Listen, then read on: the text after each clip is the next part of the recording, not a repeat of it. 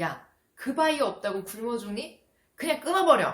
구독과 좋아요는 사랑입니다. 사랑 주세요. 안녕하세요. 작가 서부경입니다. 얼마 전에 저의 친한 지인이 재회를 고민하고 있더라고요. 저한테 하소연을 했는데 동성 친구 사이에 재회더라고요.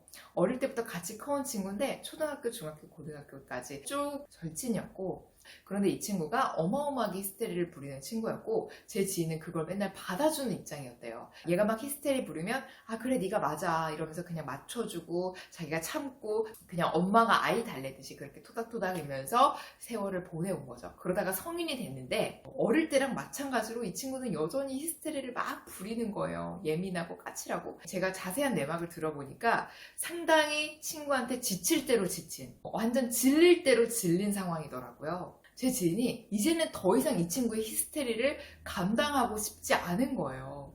그래서 이 히스테리 부리는 친구와 거리를 좀 두고 열심히 공무원 시험을 준비했다고 합니다. 그러다가 시험 준비하는 기간에 이 히스테리 부리는 친구가 만나자고 연락이 왔었대요. 그런데 제 지인이 이 친구를 만나고 싶었을까요? 안 만나고 싶죠. 그래서 제 지인이 시험 끝나고 보자고 이렇게 좀 핑계를 대고 만나지 않았다고 합니다. 이제는 아는 거예요. 내가 만나봤자 얼마나 피곤하고 부정적인 에너지를 많이 받고 스트레스를 받을지. 그리고 나서 제 지인은 공무원 시험을 쳤고 공무원이 됐습니다. 공무원이 되고 나서 주위에 합격 소식을 막 알렸죠. 그런데 그 히스테리 부린다던 오래된 친구한테는 연락을 선뜻 못 하겠는 거예요. 왜냐면 연락하면 분명히 또 보자고 할 거고, 보면 나는 또 얘 히스테리를 받아줘야 되고 또 스트레스 받을 것이고, 이런 이야기를 하길래 제가 뭐라고 대답했냐면, 이 친구와 재회하는 건 그렇게 추천하지 않는다. 10대 때는 나랑 정말 가까운 친구니까 이러면서 맞춰주고 끌려다녔더라면 이제는 자기가 왜 이렇게 이 친구를 만나면 힘든지 정확하게 아는 거예요. 이런 상황에서 이 불편한 친구를 다시 본다면 이 친구가 히스테리를 싹 버리고 다시 나타날까요? 아니에요. 사람은 진짜 안 변한다는 걸 제가 근래에 또 뼈저리게 느꼈는데, 제가 MBTI 검사를 대학생 때 했어요. 저뿐만 아니라 제 친구들도 그때 많이 했었는데, 제가 근래에 친구들한테 연락해서 MBTI 검사 다시 한번 해보자고 했어요. 10년 전이랑 얼마나 다르게 나오는지. 정말 놀라웠던 건 제 지인 중에 한 명을 제외하고는 전부 10년 전과 MBTI 결과가 동일하게 나왔다는 거예요. 물론 저도 포함해서요. 저는 제가 10년 동안 참 많이 변했다고 생각을 했어요.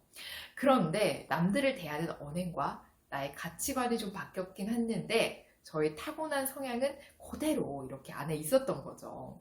그래서 제가 재회를 비추하는 거예요. 정말 피나는 노력을 해서 처음에는 조금 맞춰줄 수 있어요. 그러나 시간이 지나면 결국 내 안에 있던 그 본성이 스물스물 올라올 수밖에 없습니다. 이건 연인들 사이에만 적용되는 것이 아니라 동업자, 협력업체, 친구, 다양한 관계에 다 해당이 되는 것 같습니다. 재회를 비추하는 첫 번째 이유는 사람이 잘 변하지 않기 때문이고요. 두 번째 이유는 나도 모르게 상대방에 대한 기존의 프레임이 씌워져 있기 때문에 상대방이 설령 변하더라도 나는 계속 그 프레임에 갇혀서 상대방을 바라보는 거죠. 자, 예를 들면 10년 전에 제 돈을 들고 도망간 친구가 있어요. 그런데 이 친구가 다시 나타나서 자기가 정말 미안하다고, 다시는 안 그러겠다고 싹싹 빌어요. 그래서 그래 우리 다시 그럼 동업을 해보자 이렇게 얘기가 됐는데, 그리고 나서 이 친구한테 또 목돈을 줘야 되는 상황이 생겼을 때 정말 이 친구는 개가천선해서 절대 이 돈을 떼먹지 않겠다라는 생각을 갖고 있을지 몰라도 그 목돈을 다시 이 친구한테 주려니 왠지 꺼림칙하고 얘가 다시 떼먹진 않을까라는 그런 불신이 좀 드는 거죠.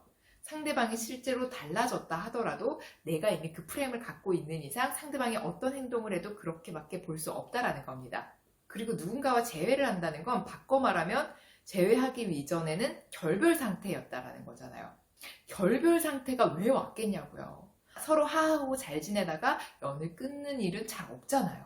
그 인간관계에 한번 바닥을 찍었던 관계는 사실 트라우마가 좀 남을 수 있거든요. 설령 피나는 노력을 해서 상대방이 변했다 하더라도 왠지 모르게 거부감이 드는 건 어쩔 수 없는 거예요. 혹시 모를 반복될 상황이 두려워서요. 저는 한번 나를 굉장히 곤란하게 만들었던 사람은 언젠가는 또 나를 곤란하게 만들 수 있다라고 생각을 해요. 정말 잘 맞는 좋은 인연이라면 그 정도까지 나를 힘들게 하거나 곤란하게 하지 않는다라고 생각하거든요. 그래서 누군가로 인해 너무나 스트레스를 받고 너무나 힘들어서 그 연을 밀어냈다면 분명히 그만한 이유가 있을 겁니다. 제가 예전에 어떤 바이어 때문에 엄청 스트레스 받았거든요. 그때 제 친구들이 이런 얘기를 했어요. 야, 그 바이어 없다고 굶어 죽니?